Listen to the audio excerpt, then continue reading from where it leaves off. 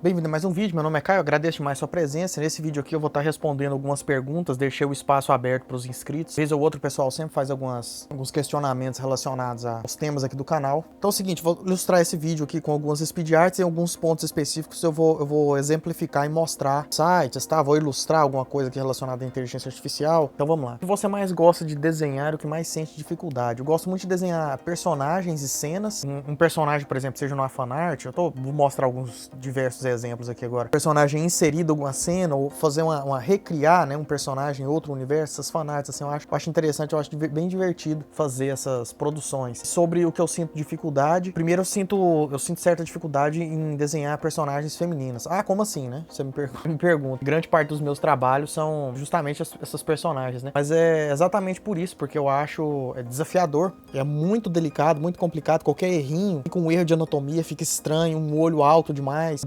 grande demais ou menor demais, fica muito estranho, a anatomia do corpo é mais delicada para você trabalhar e eu gosto bastante de desenhar personagens femininos justamente por ser mais complicado.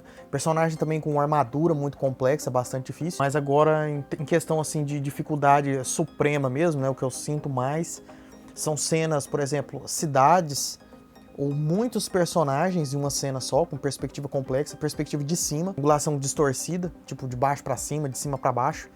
Mas eu sinto dificuldade mais nessas questões. Então, assim, tem que fazer mais trabalhos relacionados a isso. Mas eu tenho alguns exemplos de concept art de cidade, de ruas mais elaboradas. Mas é realmente muito difícil. Você tem alguma técnica para estudo ou concentração que pode compartilhar? Tem sim. Essa aqui é legal. Eu tenho cabeça que eu posso te falar a técnica do Pomodoro. E se eu não me engano, essa técnica de estudo foi inventada pelo Francesco Cirillo. Eu dei um Google aqui, pesquisei. E realmente foi por ele. E são formas de aumentar a sua produtividade que você pode utilizar, que é o seguinte, tem até app de celular disso, tá? Você não precisa comprar um timer, não, você acha com um aplicativo de celular. Essa técnica, ela se consiste em você trabalhar, por exemplo, 20, 25 minutos, meia hora, você define. Às vezes eu gosto de fazer de meia hora, por exemplo. Então vamos supor, com o tempo você faz isso automático, mas você programa para cada meia hora, você dá uma pausa de 5 a 10 minutos. E aí depois você volta. Então como é que vai funcionar? Nessa meia hora, você não vai pegar no telefone, você não vai desviar o foco, você não vai se distrair de nenhuma forma. Não ser claro, né, que tem alguma emergência, mas enfim. Então você vai focar 100% ali da sua atenção nesse projeto e concentrando ali ao máximo possível. E aí depois dessa meia hora, você folga esses 5 a 10 minutos e nesse tempo sim, você vai levantar, você vai alongar, você vai tomar uma água, você mexe no telefone, respira melhor, alonga a coluna, enfim, essas questões são importantes, tá? Você tem que ficar atento à questão da postura das suas pernas aí, seu conforto. E aí depois disso, com esses 5 a 10 minutos de intervalo, você volta e faz a mesma coisa. Isso ajuda demais, tá?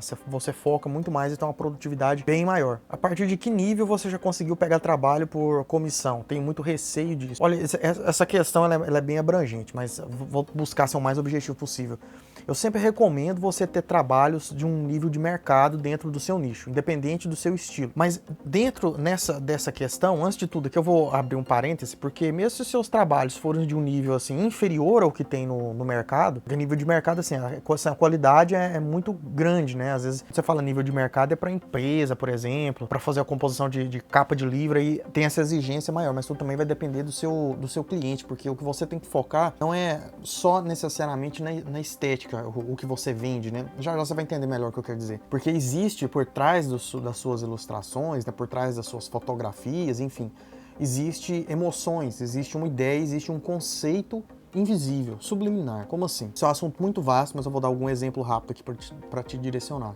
Suponhamos que você faz uma ilustração linda de um pai com um filho, uma criancinha pequena, e junto dos dois tem, vamos supor, um pet, né? Tem um gatinho. Se na sua ilustração e nessa postagem, quando você for publicar ela, é interessante, por exemplo, independente se o seu nível for de mercado ou não, você conta uma história relacionado àquilo, você cria um conceito para aquilo, por exemplo, às vezes é um pai que é viúvo e cria o filho, o menino tem um animalzinho, e às vezes esse bichinho faleceu e essa ilustração foi uma homenagem, uma despedida, né? Que gera ali um conforto, uma alegria, um desenho ali simbólico. Então se você busca, quando você consegue representar isso, passar isso com maestria, né, na sua arte. E até conta, talvez, essa história, coisa breve, assim, de um parágrafo. Pra pessoa, isso gera uma conexão, né? Isso gera isso tem uma história, gera uma emoção nisso aí. Eu não sou o melhor do mundo pra fazer esse tipo de coisa relacionada nessa área específica, vamos dizer assim, de marketing, né? Mas assim, eu tô aprendendo, tô evoluindo, tô buscando passar esses conhecimentos que eu venho adquirindo também. Mas no momento que você para de lidar com os seus trabalhos como só venda, como uma peça gráfica de comissão, seja foto ou seja ilustração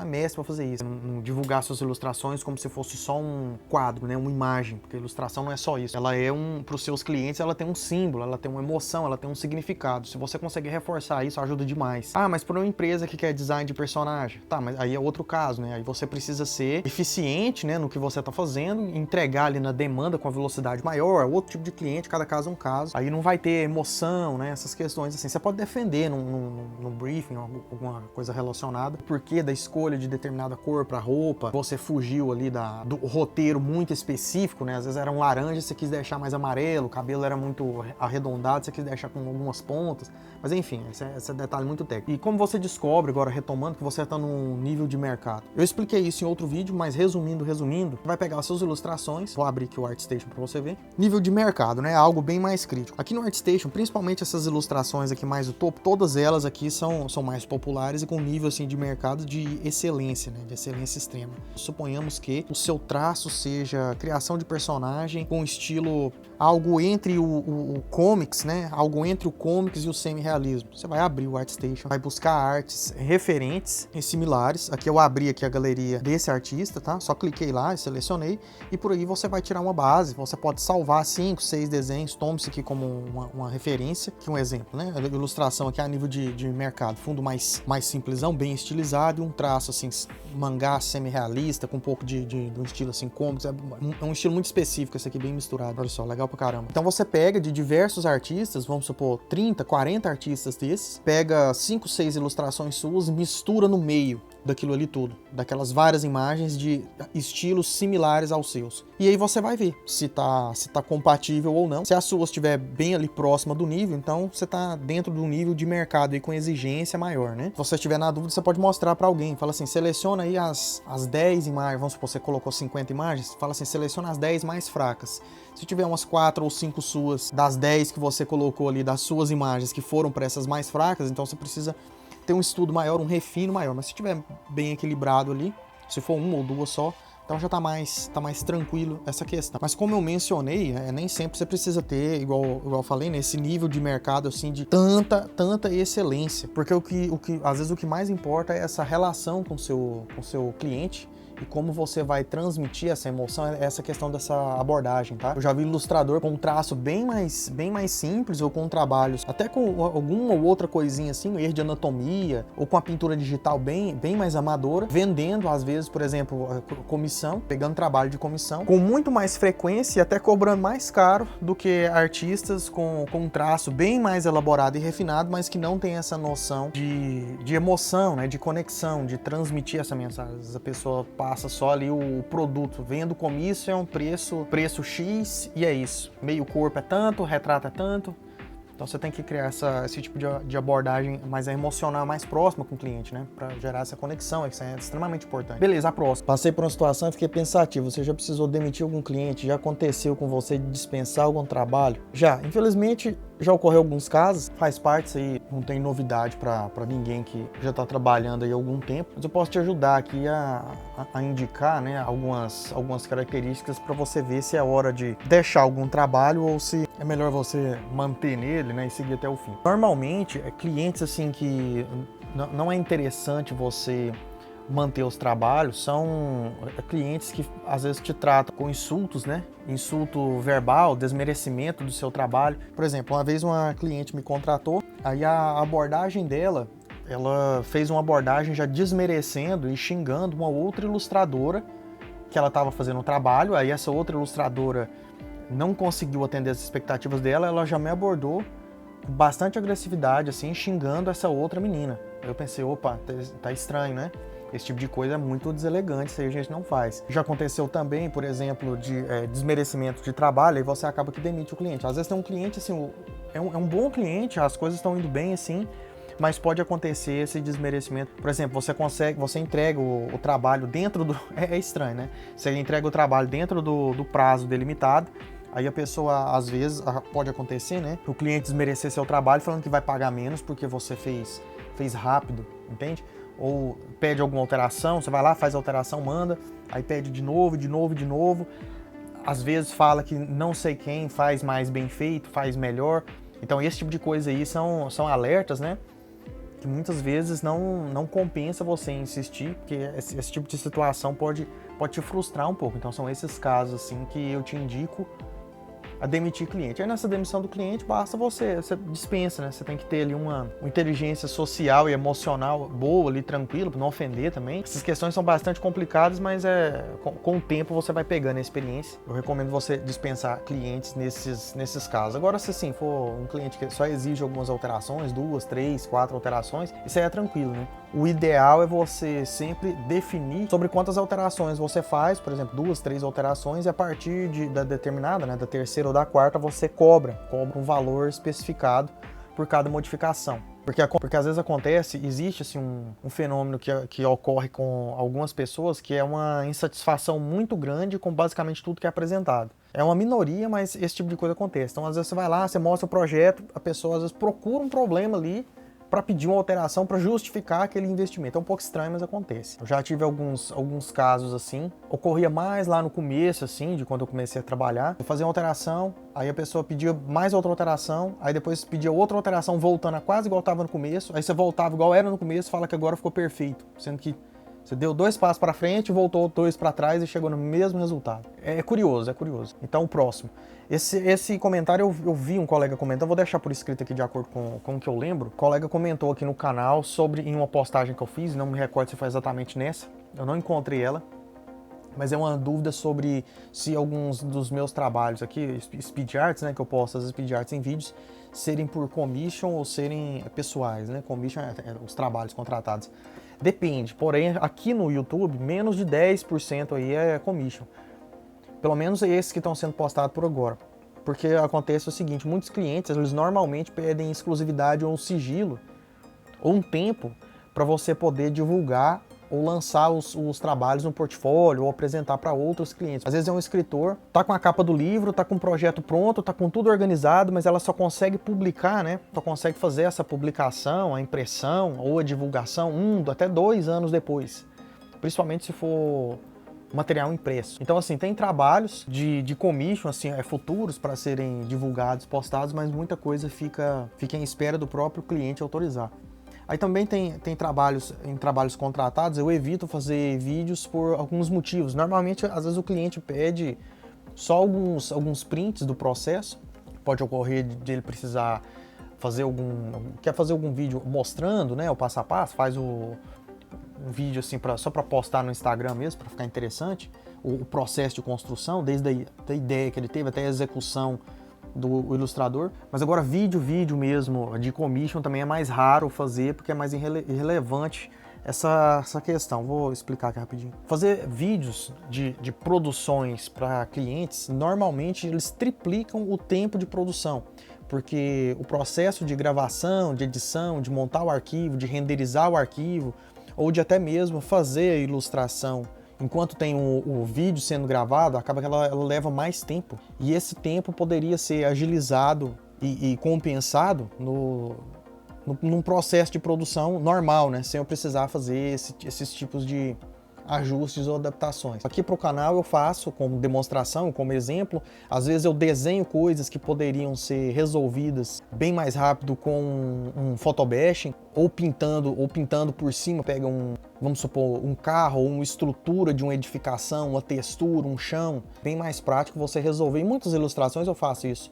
Porque por causa dessa questão do tempo, não compensa, assim, de certa forma é besteira.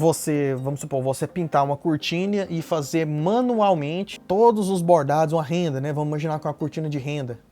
É besteira ali você passar 10, 15 horas fazendo toda uma textura de renda em cima da cortina, uma por uma, sendo que você pode pegar basicamente ali uma textura de renda, faz a aplicação, você resolve ali em 4, 5 minutos ali, até menos, fazendo essa adaptação dessa textura. Então, assim, às vezes eu faço isso nas ilustrações de speed art, porque é mais interessante, visualmente mais legal, né? Você vê também, é importante você saber criar isso, porque vez ou outra você vai ter que criar no braço mesmo. Mas para ganhar tempo, você pode fazer isso. Você tem que pintar um céu com nuvens, principalmente se for realista, utiliza ali uma base de nuvens realista. Utilize pincéis realistas, você ganha muito mais tempo. Então, resumo do resumo, muitas que eu faço aqui são específicas para portfólio ou para o canal mesmo. Essas eu faço por gosto. Então, a última pergunta para o vídeo não ficar muito extenso é sobre inteligência artificial. Use é extremamente útil e funcional para referências de luz, referências de perspectiva, referências de estrutura, criação de fundo, para artes mais rápidas, para situações mais simples.